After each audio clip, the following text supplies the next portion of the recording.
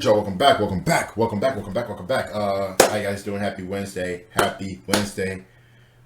Probably gonna try to get out at least 3 videos today. I'm not gonna be here this weekend. I'm actually going out of town this weekend. So Saturday and Sunday I won't be here, but I will hopefully have at least a video uploaded on one of those days. Hope you guys are doing well. Amazing, stupendous, wonderful, lovely. Appreciate all of the love and support you guys do show with the videos, man. Exciting times coming up. Let's go ahead and get into the video. Why do F1 drivers lose so much weight in a single race? Actually, I think I did see or read Lewis Hamilton losing he lost 10 pounds per race, which is crazy. Hey, your boy trying to get the 6-pack and no cap. I ain't fat, I ain't chubby. You know what I mean? But hey, spraying body is on the way. Summer body is on the way. Yes, sir. But anyway, don't forget to like the video and sub as well. Let's get started.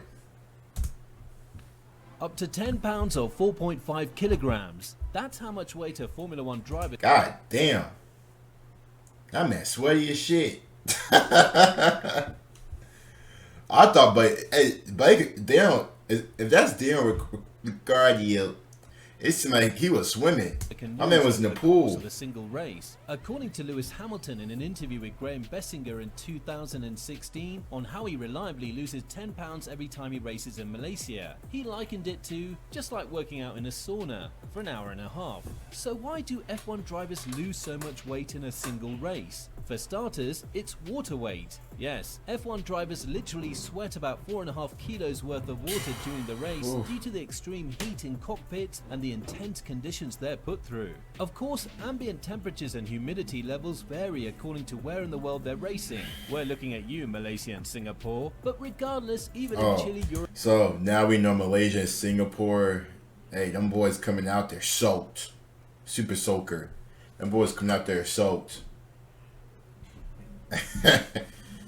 Them boys sweaty. European climate, they're losing about 6.5 pounds or 3 kilograms at least per race. And no, the world's most technologically advanced and expensive cars do not come with air conditioning, nor is the cool air from the window when flying at 300 kilometers per hour necessarily enough to cool them down. Some people think that if you sweat a lot, then you've done a great workout, but that's not accurate if you live in a cooler climate or are swimming, for example.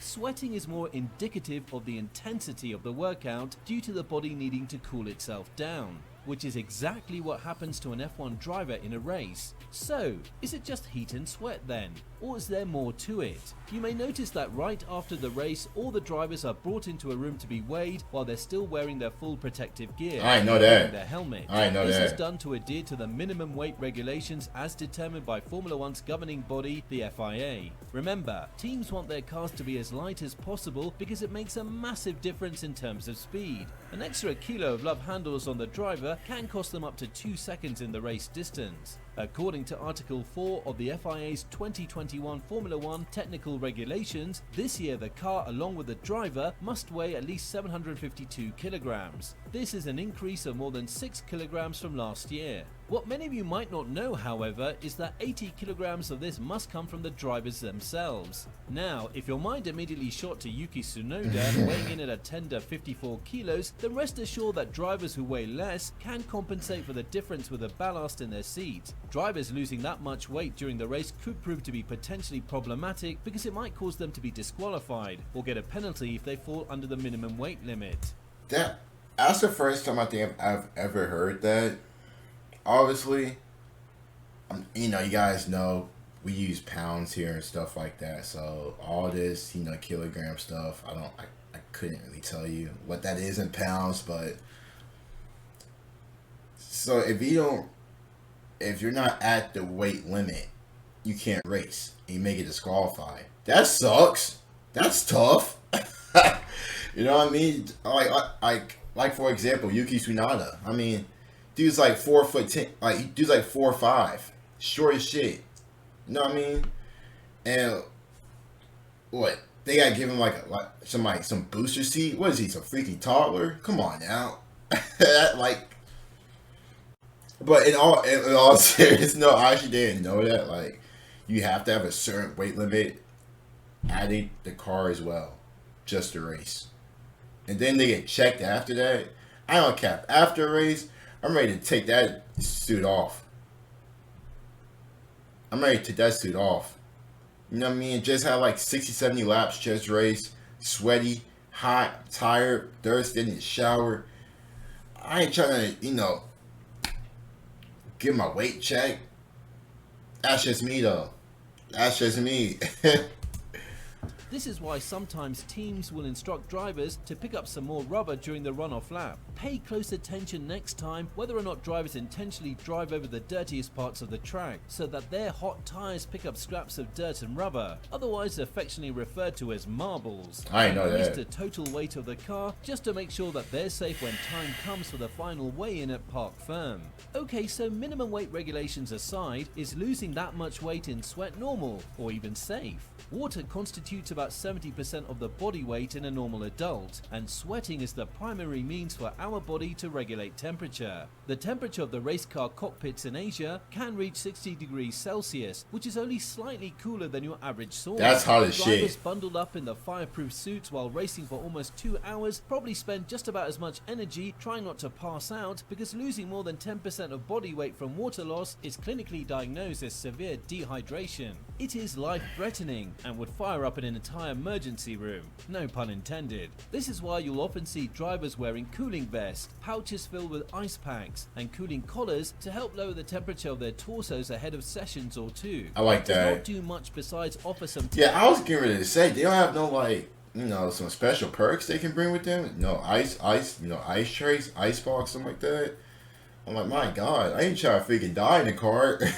Trying to win. drivers and make them feel a bit more comfortable. The best remedy is dipping in an ice bath for about 5 to 20 minutes. Oh, yeah. And teams usually have this ready with them to aid the driver in his recovery. Thank God. Drivers are also made to drink large amounts of water before the race, whether or not they're thirsty, to avoid potential complications of dehydration through sweating. There are instances in which these complications do happen, Oh my however. God. All this while we've talked about drivers who are concerned that the car will not meet the minimum weight requirement. But what about drivers who are concerned that they will exceed it? During the 2014 Malaysian Grand Prix, there were rumours of an F1 driver who passed out in an attempt to deliberately dehydrate to keep the car within the then legal weight limit of 692 kilos. Even Jenson Button, 2009 world champion, has admitted to toying with dehydration strategies. Another fake We need to check out Jensen Button as well, because we see him a lot in a lot of these videos. 09 F1 champ. You gotta check him out. We gotta check him out. famous example of this is Nelson Piquet, who was so exhausted after winning the Oh my 1982 God. Brazilian Grand Prix that he struggled to get himself to the podium. Jesus. Collapsed when he reached it. Drivers never underestimate the physical strain that pulling 5 to 6 times their body weight due to the effect of G-force has on them, and quite frankly, neither should we. For any F1 rookies watching, the G-force is a physical force the same as one unit of gravity that is multiplied when there are quick changes in direction or velocity. Everyday experiences like coughing, sneezing, or Bless even you. going on a roller coaster allows us to experience higher G-forces. But every time an F1 driver corners, accelerates and brakes, they experience 4 to 6 G, 2G and 5G respectively. In other words, don't mess with the G. In addition to risking their lives against potential crashes and fiery outcomes, drivers put their bodies through an immense physiological strain Jesus. that most human beings simply cannot survive. Why? Because they just love racing that much. If you ever wonder why there are only 20 spots for drivers in the world's most popular motorsport, it's because not just anyone can do what an F1 driver does. Facts. But how will this all change come 2022, when the new minimum weight limit is increased again by a whopping 14 kilograms to a total of 790 kilograms? Oh, it's gone Will up. we be seeing bulkier drivers? Or will they stay as lean as ever? Some certainly welcome the change, but we'll have to wait and see. If you enjoyed this video, Oh, so the weight's actually gone up. We finna see some freaking. Yeah, we finna see some swole ass dudes in the car driving. Lewis Hamilton, especially Yuki's tiny butt. But man, I think I've gained a lot more respect for a lot of these drivers, because we already know that they're racing in like extreme hot conditions on some races, like we said, Malaysia and Singapore. But now looking at it, like how much weight they're losing, like the amount of water they have to drink, just like to avoid all of that, like that's crazy.